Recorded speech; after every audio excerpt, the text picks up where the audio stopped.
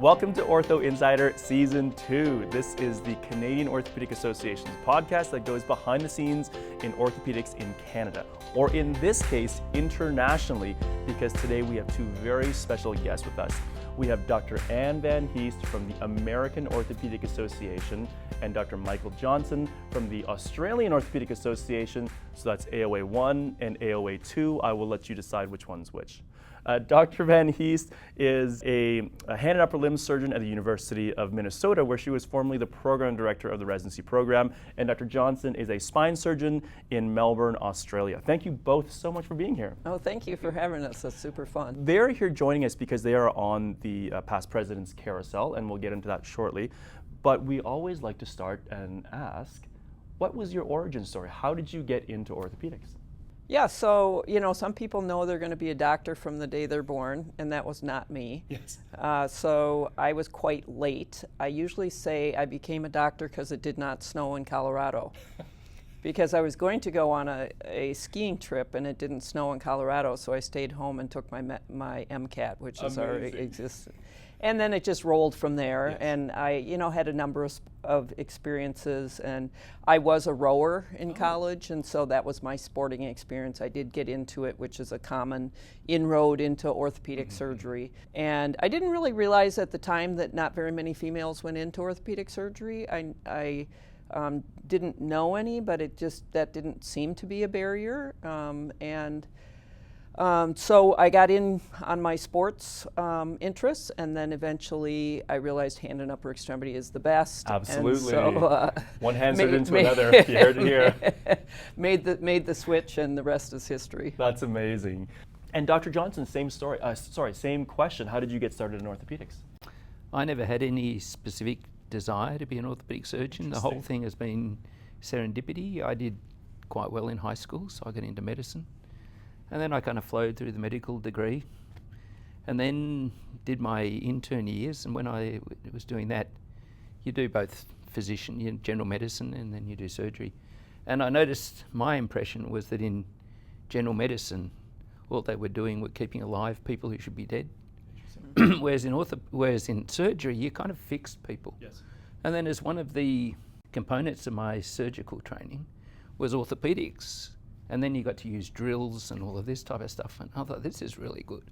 So I got onto the orthopedic program. And in fact, that's what I told them in the selection interview, that orthopedic surgeons actually fix people. Yeah. And they all smiled, and they selected me onto the program. Yes. And then subsequent to that, I did our program. Then, like a lot of Australians, I then went to the UK, and I was in the UK. I was going to go for 1 year, but I stayed for 3. I met my wife. And kind of then just gradually merged into doing spine surgery, and then came back to Australia, and then continued on from there. And I've had the most wonderful career in orthopedics, and particularly as a spine surgeon. It has been so rewarding, and I'm very pleased with how things have turned. That's wonderful. Yeah, so spine surgery, it's very difficult, but I remember my experience on it. You really do have that immediate effect on people. I've caught equine, they're walking again, they don't have symptoms. But the other same thing with hand surgery and upper limb surgery, which is because the upper limbs really is how you function from a day-to-day basis, right? Yeah. So both have very kind of incredible outcomes, which I personally love, as you know, as well. So that's awesome. Yeah, no, it's a very rewarding career, and if anyone's listening to this that is considering orthopedics, I would highly recommend it. I think awesome. Looking back on my career, I would not choose anything else. Amazing. You are both here right now because you're on the Past Presidents Carousel. Can you tell us, first of all, a little bit about your respective AOA, and then secondly, what is the carousel all about? Yeah, so I'll start with the carousel. The carousel, actually, it isn't all past presidents. Oh. For the Canada, it's the past president. But I am the sitting president of the AOA.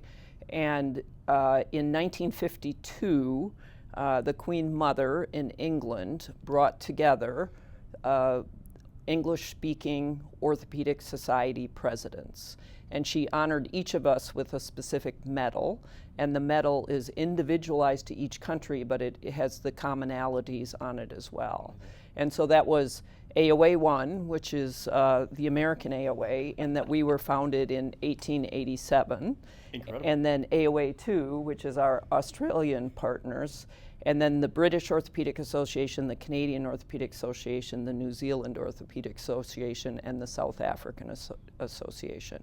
So there are 6 orthopedic associations that then those presidents have met every year and gone to each other's meetings every year, basically since 1952. So it's a really great honor to be part of the Carousel President Group, but I think it's also a way that our societies have been able to stay connected and a little bit integrated, and for us to get a more global view of orthopedic surgery and not just confined to our own country. That's wonderful. Yeah, what an incredible experience.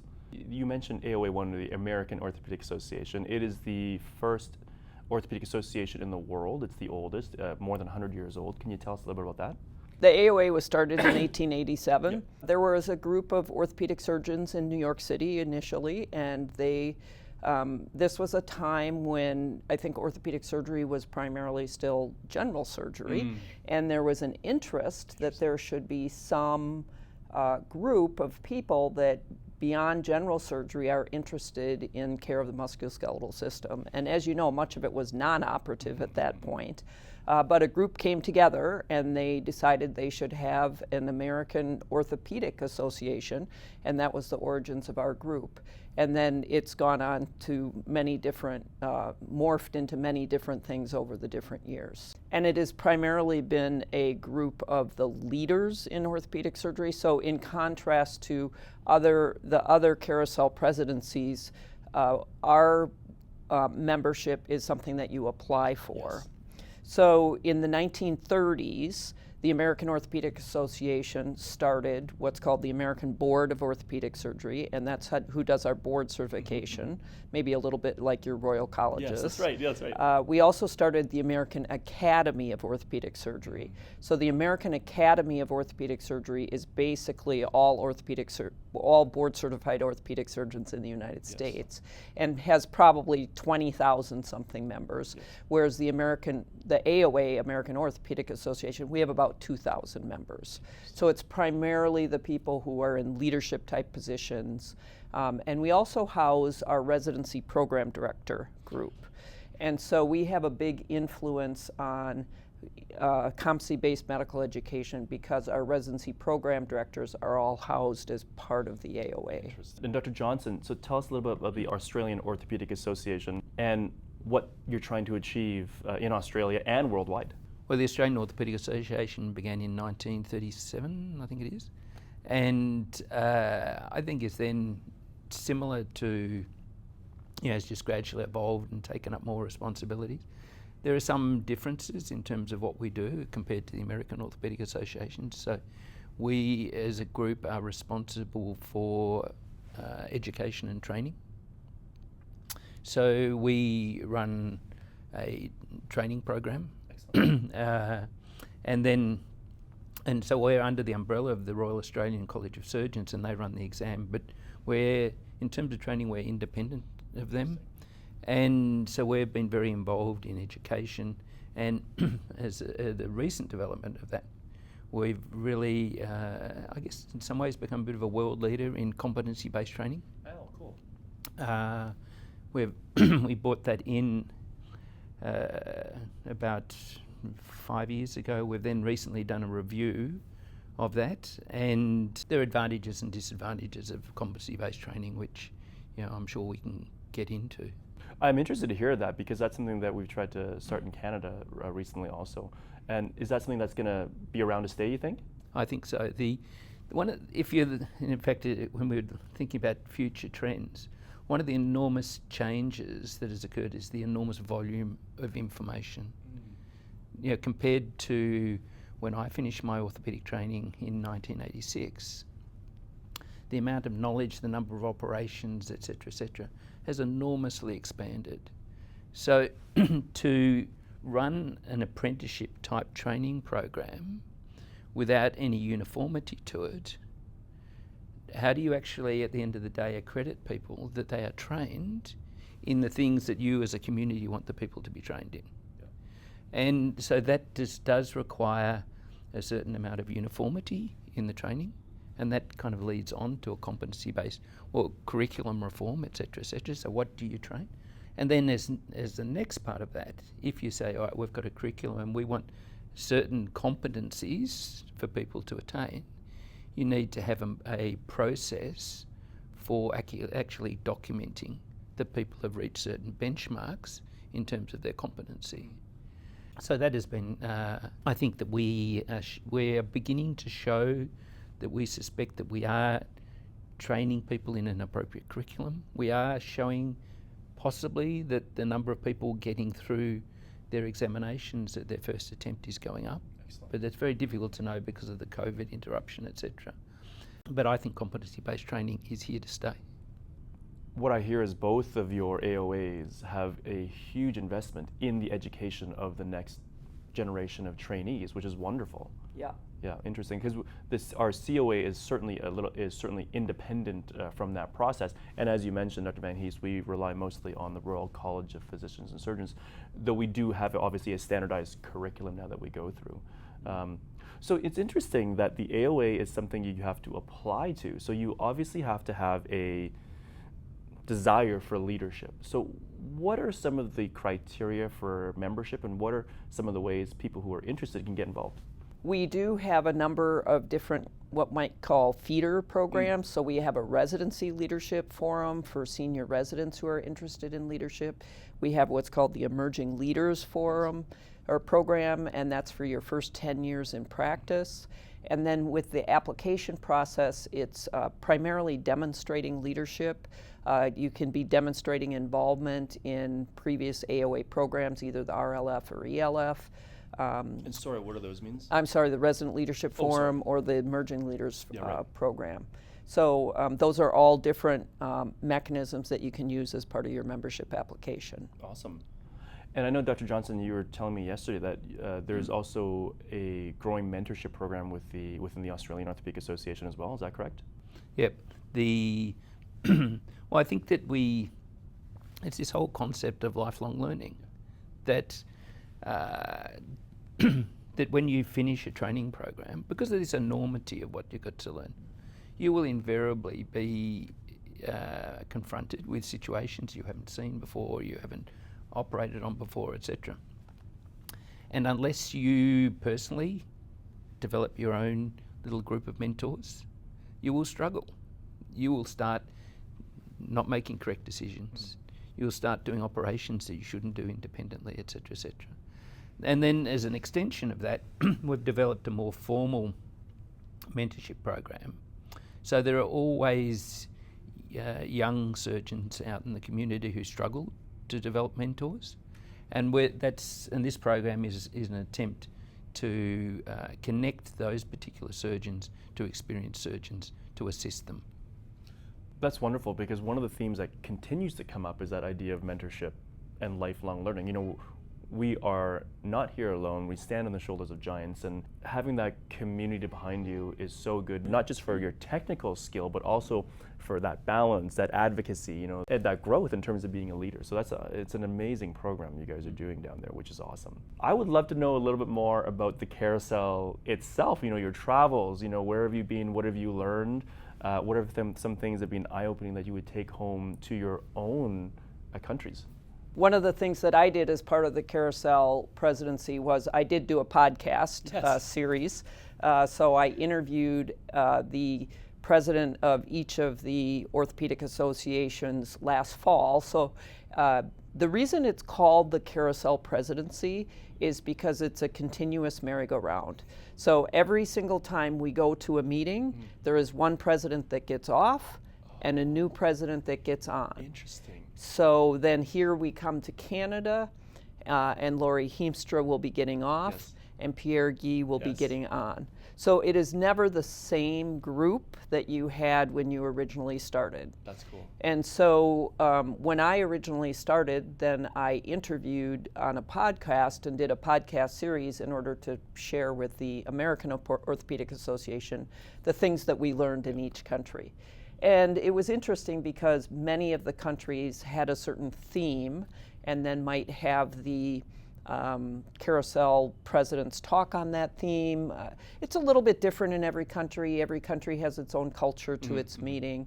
But I'll just give one example. Was Australia had their theme as rural medicine.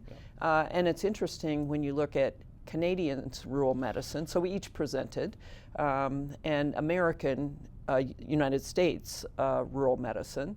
Every country has its own struggles, but we all have populations where there is a high density or there is greater access to medical care, and we have areas where there is poor access to medical care.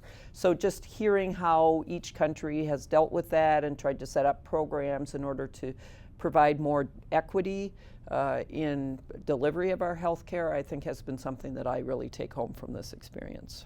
That is, as you mentioned, something that Canada unfortunately struggles with, mostly because of our vast geography and our really kind of widely dispersed population, or I guess not widely dispersed. We're mostly centered in the big cities, and there's kind of and along the border. Correct. Right, exactly. That's right. Yes, I learned that. Yeah, that's right. We could just pop over to America, right? But so what? I mean, we're interested. Is this something we're actively working on at the national level and individually in the provinces and even the universities?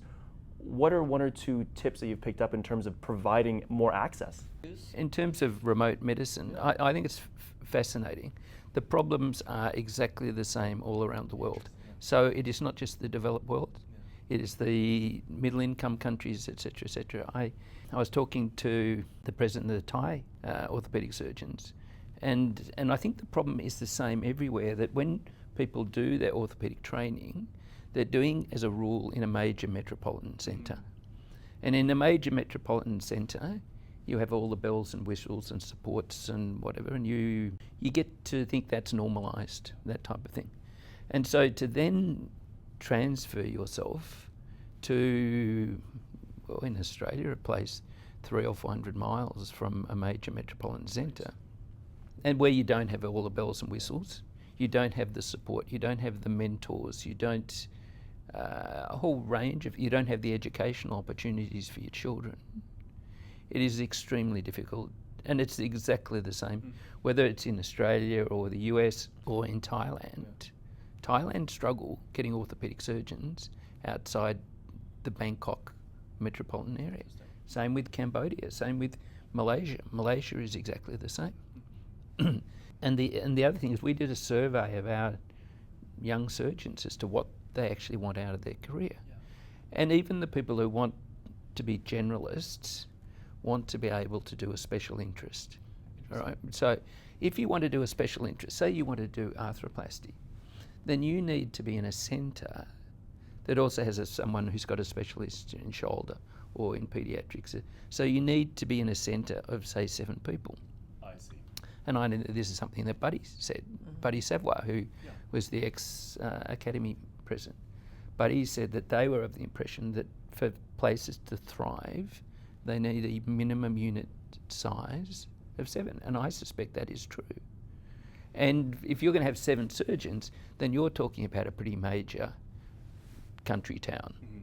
So I think the thoughts that you will ever be able to provide orthopaedic surgeons in remote sites, I suspect is unrealistic. What you need to do is develop the telemedicine. You need to develop the evacuation techniques. You need to develop the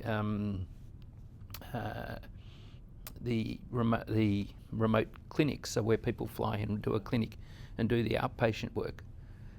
So there's, I think the whole problem of remote medicine is very complex, and unfortunately I think sometimes the politicians would like to have orthopaedic surgeons scattered all over the place, but that is not going to happen. Interesting. What is the answer then? Or is it just kind of what you said, trying to do our best and then shipping them to the next major center? Is that? Yeah, I mean, I think, kind of that spoke and wheel concept is, if you have a center that has spokes that go out into the communities and then are able to bring people into the center so that everybody has access to that same quality care, I think that that's really important. But you really have to be able to get someone that's knowledgeable out in the communities to be able to provide that network. Telemedicine is one, doing outreach clinics on a regular basis is another one. But certainly, trying to do the regional centers, and I know, Canada has done a really good job, as I understand it, of having, centers of excellence, so that you aren't building multiple hospitals with the same expertise in each, which is probably, a downfall of the competitive system in the United States, where we don't have that kind of governmental control, so everybody can just build their own and compete. So it's a little bit different problems in different places. Yes. Or at different attempts at solutions in different places. Yeah, that's interesting. I'd like to come back to that in a second, but Dr. Johnson, was there anything that you took away from the carousel that you were hoping to bring back to Australia? Well, I think one of the interesting things when I started was that you suddenly put with this group of people who you've never met before. But the truth is that we all actually get on extremely well. Wonderful. And I think it is because we're all of a similar age and experience level, but we've all got this belief that the delivery of orthopedics is not just the doctor in the office or the operating room.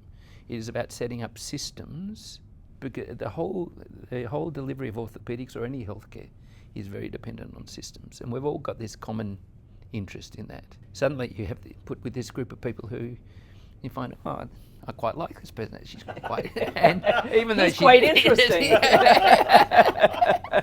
Because we've all done a variety of different, regulatory and government type things. So it's interesting because our systems are, whilst there are differences, like in the UK, the problem of maldistribution is not as important. Whereas in places, if you look at Canada, the US, Australia, New Zealand, there's the particular problems of Indigenous or First Nations health. Yeah. In South Africa, we all have problems with inequity of healthcare, and potentially in South Africa that's a greater problem. So there's a lot of similarities, but each with their own differences. And then on top of that, there's a whole lot of just general type of things that are common. In all of our health systems, there is a change in the demographics. So that the number of people in the working population is staying roughly the same, whereas the number of people, the main consumers of orthopedics are between 60 and 85. And that as a demographic is greatly increasing.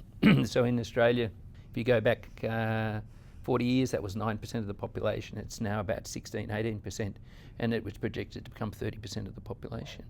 Now, how do you double the amount of orthopedic care with the same amount of taxpayers? Yeah.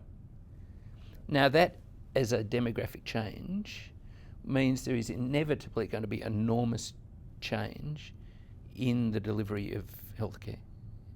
That no matter what people want, things will inevitably change. So the way we educate our doctors, how do we get enough nurses? How do we actually pay for it? How do we decide what is low value care or what is value care? All of these issues are common. And I'm sure if I thought I had a bit more time, I could think up an enormous length of things. So I've actually found it fascinating being on the carousel, and because we're, even though we're in different systems, the problems, I think because the demographic problem is the same.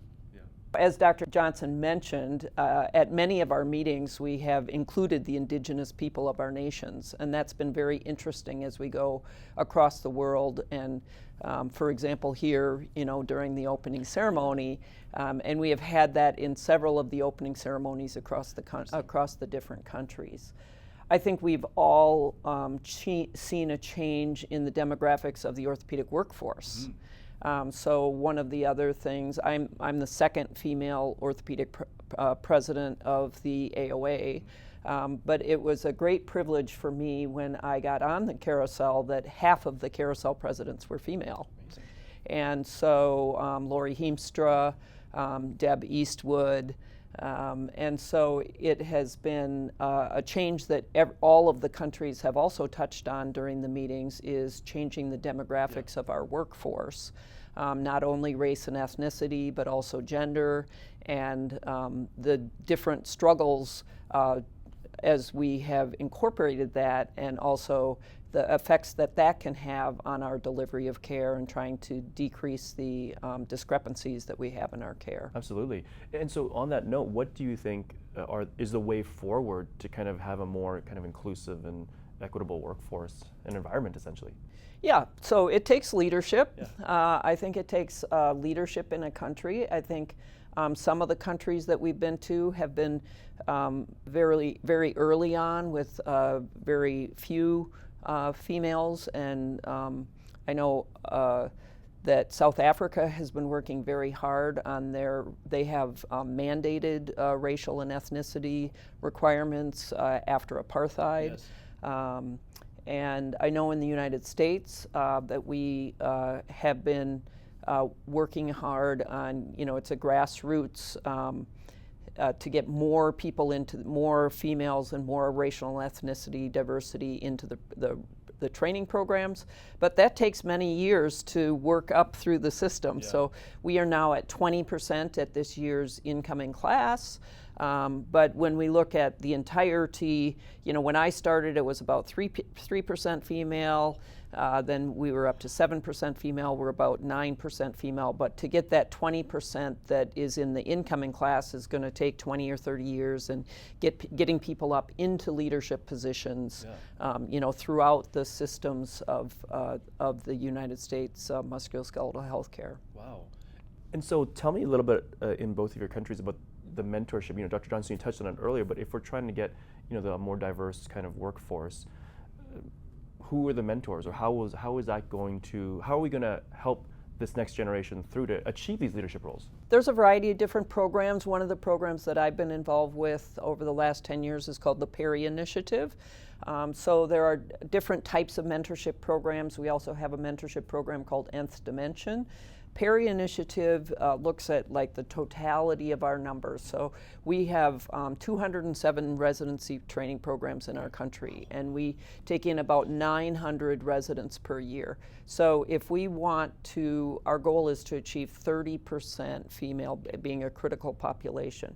So that means that we need to get approximately 200 and 250 medical students interested in, signing up, applying, and being very good applicants. So, we have studied that, and one of the main problems is people don't know about orthopedic surgery, and so it's getting it into the first and second year curriculum. And so for first and second year students, we do Perry Initiative programs just to allow students to realize that orthopedic surgery is an option. Right. And we have it run by female, sometimes male faculty will join in as well, but female role model faculties, and the idea is to just increase the numbers. Yeah. So it's meant to be a program that's very grassroots, first and second year medical students, providing them an opportunity just to see orthopedic surgery and orthopedic surgeons, and to know that's an option for their career. Amazing. Yeah, that's wonderful programs. And we can put the links to the websites, I guess, on. Sure. At the Yeah, our experience would be very similar. It's almost very similar with the percentages, in that we are now gradually getting up to about 20% of applicants being females. But I would agree with Anne that the whole thing that you need is to get to medical students. Yeah. So not to trainees, to medical students. And certainly when we have surveyed medical students as to female medical students about getting into orthopedics, it has been first the perception that orthopedics is not a female occupation. So running programs where there are female mentors or examples or role models for medical students, and then just making female medical students believe I can be an orthopedic surgeon. And then also our medical education in general is run by an organisation called the Australian Medical Council. And the Australian Medical Council has mandated that there be programs to increase the representation of underrepresented groups, who are people from a rural background, people of Aboriginal Torres Strait Islander background, or females And so in our selection criteria, whilst the overall score that you need to get into orthopaedics is exactly the same for females and for males, we've set in a few processes in the regulations that make it slightly easier for females to obtain a score. So the score is it's this whole difference of equality versus equity. The score is the same, but it becomes a bit easier for a female to get a score. And so that, hopefully you just gradually, and then, and as Anne says, once you get a critical mass of 30%, once you normalise orthopaedics as a female occupation or as a potential, then I think it will become self-fulfilling, self-sustaining. Yeah. One of the things I wanted to loop back to was this idea of competency-based education, and can you tell us a little bit more about that from the American perspective? We heard a lot about the Australian one. Are there a lot of similarities, or? Yeah, so it's been another great thing that I have learned as part of the Carousel presidency is experiencing and talking to the individuals that are part of the education process in each country. And the world is moving to competency-based medical education. There is no doubt about that. As Dr. Johnson mentioned, our knowledge base is exploding, our surgical skills are continuing to expand, and the need for professional behavior has really been focused on in many countries. So in the United States, we have our competency-based medical education is rooted in what we call a knowledge, skills, and behavior project. And that's going into effect July 1st of 2025. And we also are going to be changing our case requirements from our ACGME to have specific categories. So you have to do the depth and breadth of orthopedic surgery, and then you need to get assessments using this knowledge, skills, and behavior program assessments as you go. So, it was really rooted originally in the Canadian, right, with the Toronto based. And I'll just say one thing, for example, from that was what we've learned, or our strategy now has been to not mess with the time. Because when you start messing with the time, you start messing with the salaries and the dollars and everything else that goes with it. So I think the first step that we've been taking is try to define what is a competent orthopedic surgeon. At least, what are the competencies that you need to be trained in? What is the depth and what is the breadth of orthopedic surgery? And what do you need to know? What surgeries do you need to have skills in? And what aspects of professional behavior do you need to demonstrate? So at least for now in the States, we are leaving it as a 5-year residency and 1-year fellowship. But we are trying to, within that time frame, set up the set of competencies that we expect every single resident in the country to be trained in. For exactly what Australia has shown is we need uniformity, right? You can't just be at one center and learn one thing and a different center and learn something else. Absolutely. But it's also pointed out to me the enormity of our situation, because we have 207 residency programs, whereas many of these countries run it as one residency program with multiple sites, which is provides a lot more oversight because there's a single program that you can control. And we do have national organizations, our ACGME, our ABOS, our AOA Cord, that all need to collaborate in making this happen, but because we have so many sites across the country, it has to be something that's doable and usable and not have too much burden. And so we are learning from these other countries how to do it. We will see as we launch into it how our program goes and continue to monitor that, just like other countries are. It's interesting you say the Toronto experience, because in a short time in Canada we've come such a long way from that Toronto experience. And one of the things I think we've also learned, to your point, is like, don't mess with the time frame, right? Just have those core values that you want people to learn. So it's interesting. I've always found this topic interesting because for my education, I was an international medical graduate. I did my medical school in Ireland, so kind of the UK system. I did my residency in Canada and did one of my fellowships in the United States.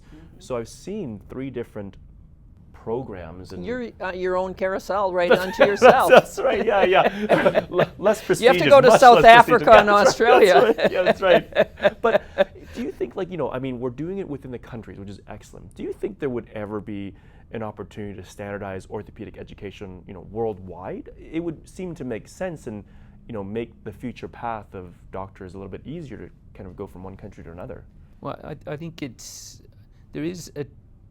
I'm not sure that it'll always be standardised, but I certainly know that the Asia Pacific Orthopaedic Association are putting a lot of resources into education, curriculum development, virtual access to educational content, etc., etc. And because they realise that, if you look at the Asia Pacific as an area, it is so diverse both in culture but also economically, that whereas places like Singapore, Singapore, we go to the Singapore meeting quite frequently. It's really just like going to Australia. It's very similar. Whereas if you compare that to Cambodia or whatever, so there are countries within that system that have the resources and countries that don't. Particularly if you look at Cambodia, what happened to Cambodia after the Khmer Rouge regime? They killed every orthopaedic surgeon in the country, and they've had to completely rebuild their orthopaedic workforce from nothing. The thing about competency-based training, we'll get back to that, is it does require an enormous commitment. I think there are two components of it. Is that if you are having competency-based training, it inherently involves documentation both from the trainee and also from the trainer. Yes. And so we've set up digital apps and whatever to try and facilitate that process. But you're asking busy orthopaedic trainers to do this extra job of the documentation.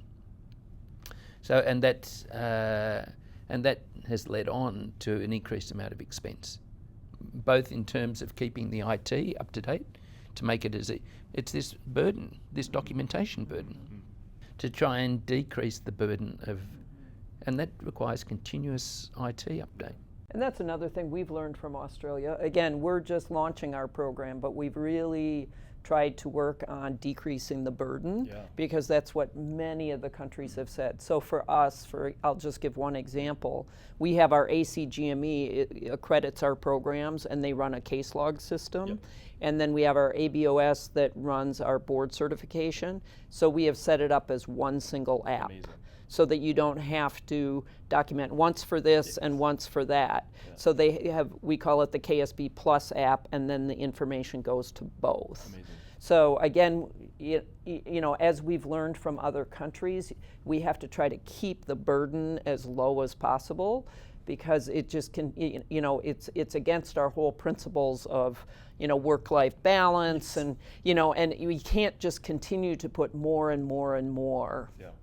I know, absolutely. It's that idea of making the right choice the easy choice, right? So everyone's going to do it, hopefully, and buy it. I can go back to your question if you want about global orthopedics or something. Yes. Yeah.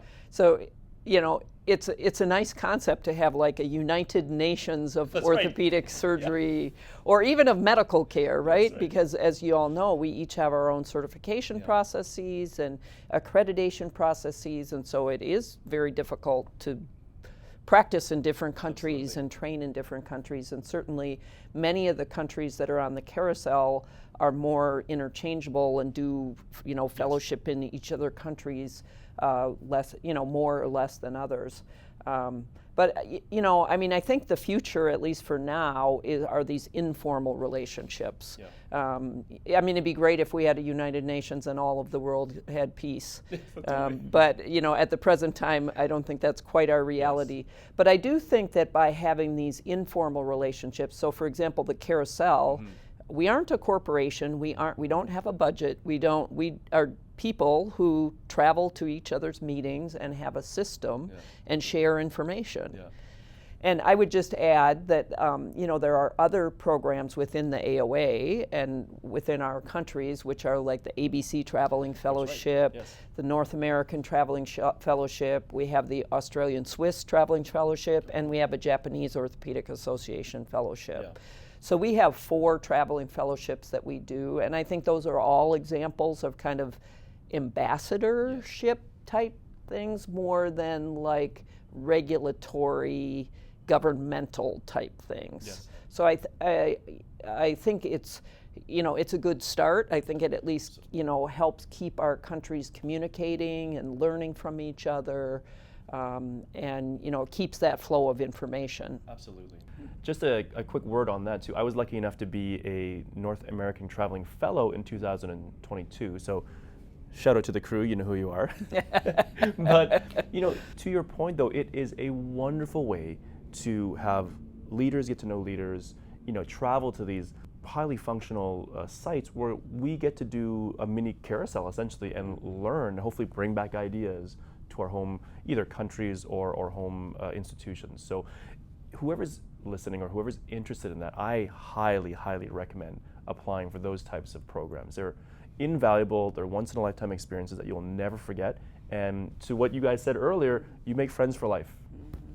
In terms of visiting and working with other people, you don't need to necessarily go elsewhere. Yep. One of the potential problems is you get your orthopaedic qualification, and then you can just go along and work and operate and do hip replacements by yourself for the next 35 years of your life. Now, we realise that is a problem. So in our CPD program, we have one of the components, one of the things you can do is operating with another person. Oh, cool.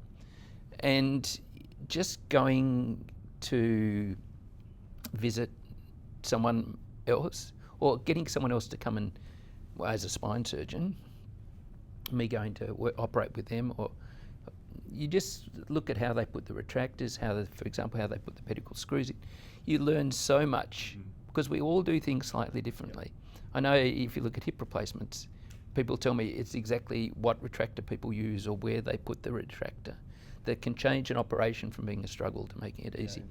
And I would encourage everybody, if you get an opportunity, just go and work with one of your senior colleagues or one of your colleagues, or even one of your residents, because your residents often know because they work with everyone. That's right. And the residents will say, but Mr. So-and-so or Mrs. So, Dr. So-and-so puts the retractor there, or what they use this retractor. Why don't you use that? Yeah, that's right. There is a risk of compartmentalising yourself in your own practice. Yeah. So I'd encourage people to work with others all the time. And certainly in spine surgery, complex spine surgery, we routinely operated with I operated with a surgeon who was similar experience to myself. And we got so much professional growth through the two of us doing it together. And if I look at how we improved our care of our patients over a 10, 15 year period, and what we were capable of doing, that was the other thing, what we were capable of doing safely, there was a black and white change from working with someone else. Amazing. That's a wonderful program. Great advice too about kind of collaborating with your peers, really, right? Yeah. So Dr. Van Heest and Dr. Johnson, thank you so much for being here with us in Halifax for the Canadian Orthopaedic Association. Thank you for being such wonderful representatives of the American Orthopaedic Association and the Australian Orthopaedic Association. Before we end off, we always like to ask our guests, is there anything that you'd like to share with us in terms of from your professional careers or personally, and put it out there? Yeah, so I'll just comment a little bit that I oftentimes, as I have been traveling to different countries, have talked with different medical students or residents that seem to feel like it's all too much. Like it's a big burden, it's a long road, it's hard to get there. But I think for me, because I'm more looking back on my career now, there are certainly times that are hard, but I would say it's all possible. Like, I have 2 kids. My kids are great kids. I'm married. My husband and I both we had dual career family. And certainly there are times that are hard. I certainly didn't get enough sleep. And I probably ate way too many candy bars out of the machine instead of making my own lunch. But, I made it through. It's been a fantastic career. Orthopedic surgery is a great career to pursue. So I would just encourage anyone who's out there listening, thinking, I'm not going to make it, or I don't know if I can do it. Just, you can. Reach out, keep going. There's a variety of different strategies that you can use to help yourself get through the process. But it's really been a great career, and I would really encourage anyone to go beyond just the practice of orthopedic surgery. I mean, that's the other thing I've done to really enhance my career is I became residency program director because I wanted to role model that women can be orthopedic surgeons. I didn't have that kind of role model. And we've graduated over 50 women orthopedic surgeons from University of Minnesota. And then we're all a community to ourselves. And I mean, you can't do it. I mean, the male orthopedic surgeons have to be the ones that bring female orthopedic surgeons in and make the culture inclusive and accepting. And so if you run up to hurdles or roadblocks with that, I think there are ways to get around that, ways to get through that, ways to get beyond that, and that I would just really encourage people to continue to pursue this career. Thank you for those reassuring words, because a lot of people, like a lot of young trainees and surgeons, they struggle with that. So to hear that from one of the masters and giants of our field is very reassuring. So thank you. I'm sure people would love to hear that. And Dr. Johnson? A few things. One is I think it's important that we all measure the results of our surgery. That so much of the metrics that is collected is process. How long's the person been in hospital, et cetera, et cetera. And there is so little collected about how people are 2 years down the track. And I think that is a great weakness of us generally. I know there's the Canadian Spine Orthopaedic Outcomes Registry, and I'm the principal investigator of the Australian Spine Registry, so I'm passionate about data collection. The next thing I would encourage people, and I guess this is a spine surgeon, spine surgery is a pretty hard life, and you want colleagues and friends because things will invariably go wrong. And to have someone come and see someone and go, stop worrying, or this has happened to me, or do you want me to help you when you have to do this, or whatever, that is invaluable. And the next thing is is getting involved in your professional organisation. As a spine surgeon, I'm kind of in this little spine surgery bubble. But through the AOA, I've met all of these people who are doing other types of things.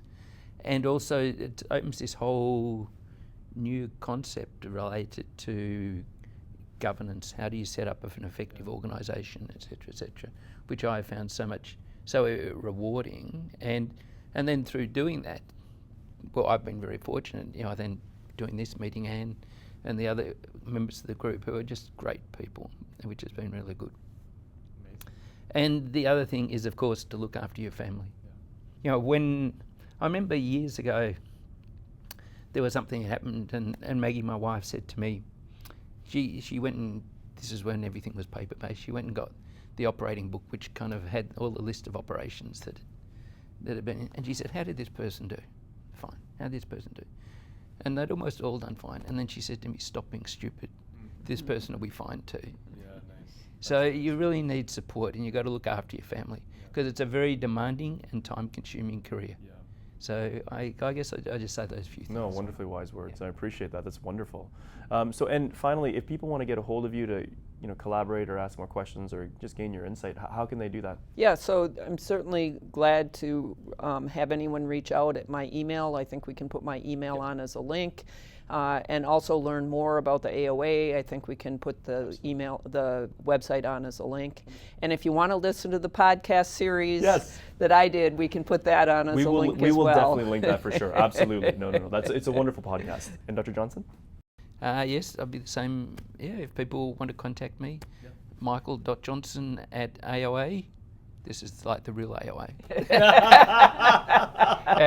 at aoa.org.au. So, wonderful. Okay. Thank you again both for your time. Much appreciated. Okay. Thanks for having us. Okay. Bye.